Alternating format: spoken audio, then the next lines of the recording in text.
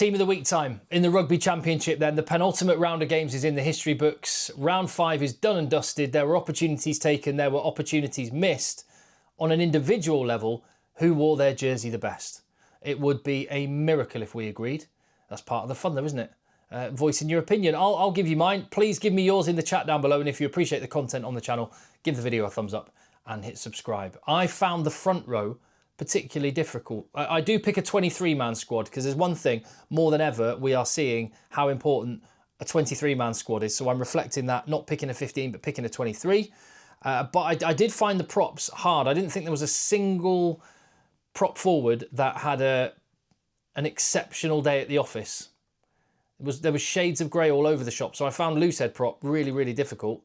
I've gone for James Slipper. There might be a little bit of sentiment going into this one. Guilty as charged. His 150th appearance. How can you not kind of see get a little bit sentimental about that? An incredible achievement, bearing in mind the position he plays. And he has seen Australia through some tough days. And they're hopefully coming out the other side. And in no small part because of the contribution of James Slipper to this group. And he was great. He held his side of the scrum up.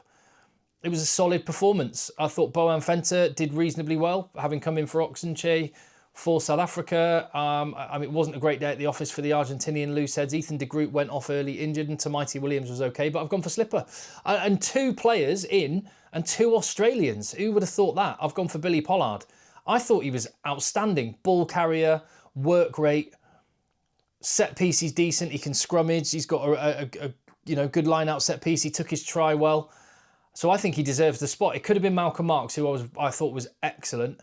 The yellow card maybe just nudging Billy Pollard ahead. So, yeah, two Aussies. Tight head prop, I found really, really difficult. I thought Thomas Dutoy didn't have his best game. Julian Sclavi had a hard day at the office. Taniela Tupu sort of blew hot and cold.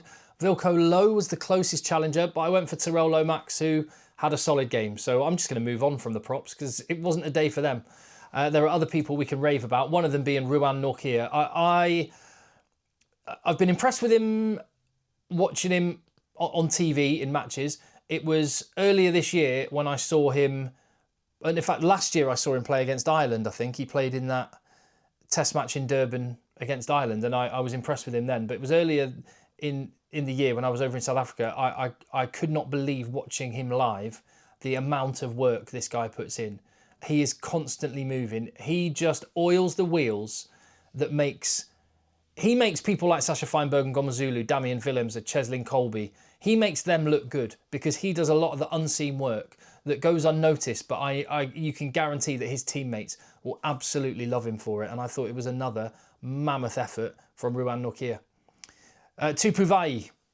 I mean, he's cheeky. He always has that grin plastered over his face. He's one of those players you would love him if he was your player.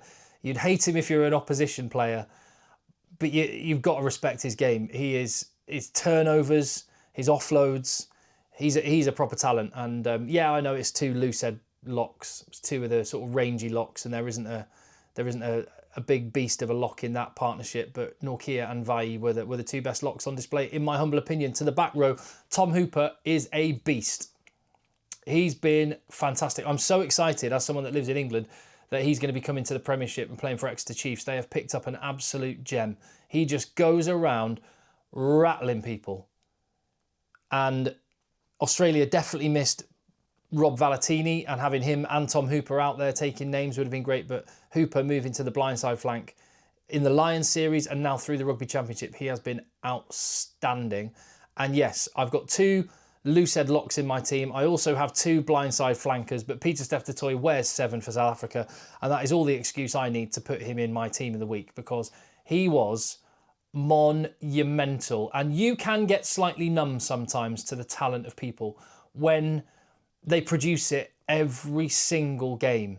He had like a 9 out of 10 performance, but that's pretty normal for Pieter-Steph du Toit. He is always unbelievable. What a player. Where, you know, he is one of the, yeah, he's one of the best players of his generation, maybe the best player of his generation. He's going to be in the mix and one of the best players of all time in his position. and he was godlike against Argentina with just rampaging carries, the pressure he was putting on their breakdown. Just again, a bit like Norkia, I don't know how he manages to get through the amount of work he does in a game. And to finish off the pack, Jasper Wiese, who has been a difference maker coming back into that South African team. It is noticeable, isn't it? He comes in and suddenly it clicks. Now, correlation doesn't always equal causation. I'm not saying Jasper Wiese being in has made South Africa suddenly put in these world-class performances back to back, but he makes a massive difference. He's just a focal point. He creates the identity and he gives that balance. So you, again, just like Norkia hitting rucks means other people have the space and time to do their thing. Jasper Wiese carrying hard and winning collisions means that the ball is that little bit quicker, which means that the people in the backfield can do what they do. He's very, very important, and yeah, it makes a giant difference to the team. To the back line then, Cam Roygaard, you can understand why he was, well, I'm not saying he was rushed back in, but you wouldn't expect a player to be as good first proper game back after a significant injury. You wouldn't expect him to be as good as Cam Roygaard was, and he was outstanding. Just the genuine threat around the base, sniping. His service is brilliant. Always, the fly half's always moving on to the front foot. He just has it in the right spot all the time. He's an organiser and great kicking game. He's the real deal. Massively important player for New Zealand moving forward. Was there any doubt? He wears number 10 like Maradona and Messi, and he put in the kind of performance that showed that he could be, like Maradona and Messi, a generational talent that transcends his national team and could even transcend the sport at some point. Now, that is getting ahead of the game, I appreciate, because it's one match. He's had 15 test appearances and he's shown glimpses of what he's capable of and had good games. This was the first time he's put in a full 80-minute performance with goal kicking, with box kicking, with variety of kicking, with a running game, with distribution skills. However, it was symbolic of the potential of the guy moving forward to be up there, potentially in the future, if he stays fit and if he continues this. Lots of ifs, don't get me wrong, lots of ifs, but he could be up there with the greats. We will wait and see and watch with interest on that one. But Sasha FM, my favourite radio station, no question, he's the best fly half of the week. I have got a top 3 players overall, by the way, that I will pick at the end. So, yeah, I mean, maybe I've given the game away there with mentioning that after bringing you Sasha Feinberg and Gomazulu. But let's talk about the centres. Geordie Barrett, I thought it was a really, really strong game for him at inside centre for New Zealand. He was stepping in and was being first receiver a lot. He had his hands on the ball a lot more. And the more he has his hands on the ball, the better New Zealand look. And yeah, I thought he was excellent for New Zealand. And I've partnered him with Len Ikitau, who, yes, I've nudged out. He doesn't play 13 for Australia. He plays 12 for them. But I think there's an argument, with one round of games to go, there's an argument that Len Ikitau has been the single best player in the Rugby Championship 2025. I'm trying to think what other contenders would there be for that. Peter Steph Toy would be one.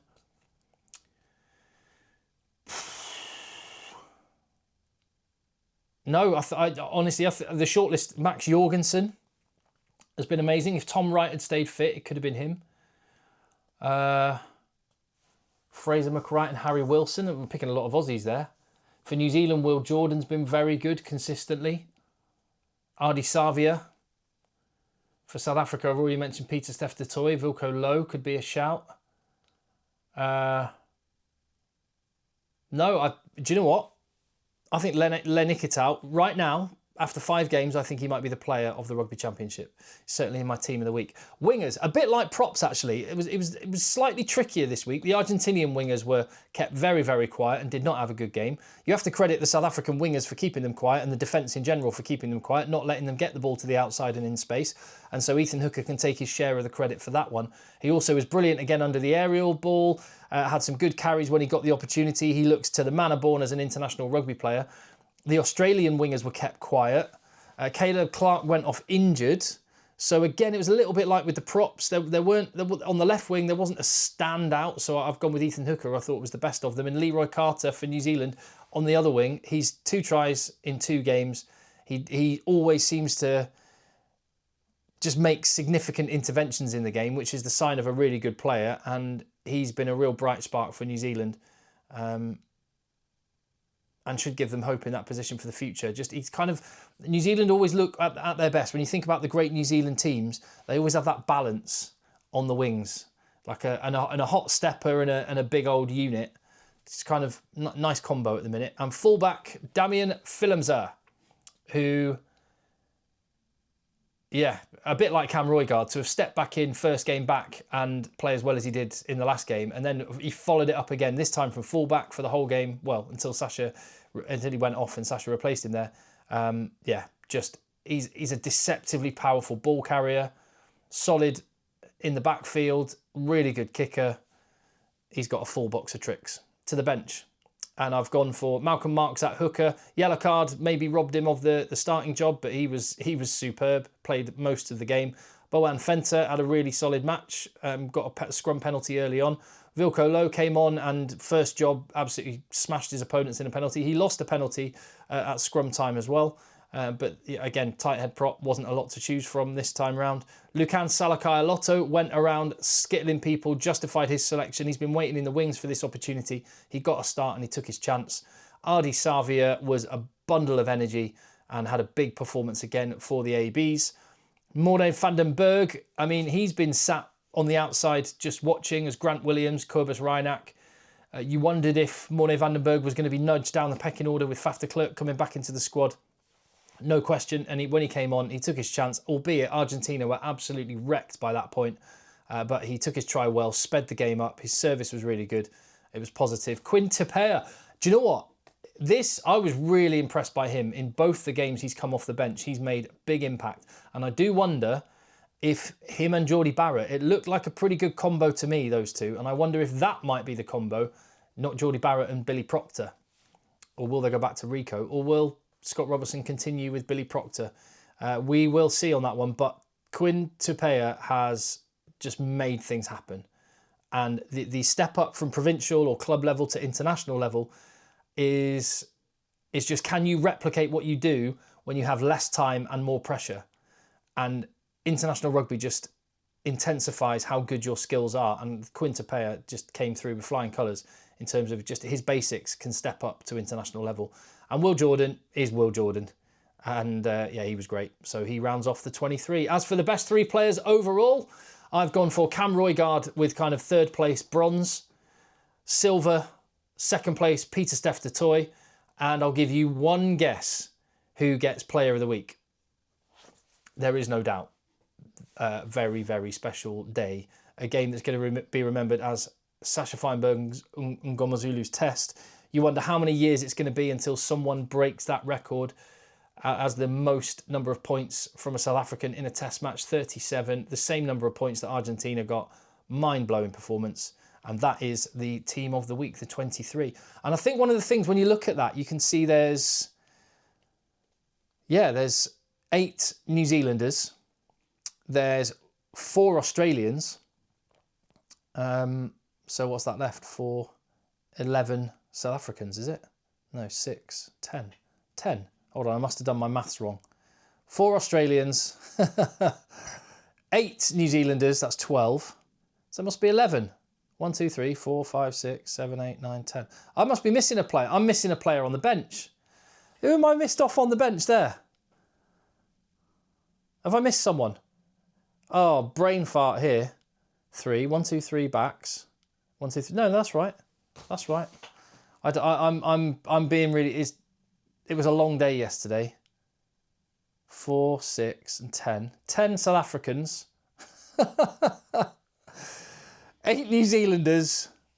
5 Australians. Deary me. Lukan Salakai-Lotto. So there's 5 Wallabies.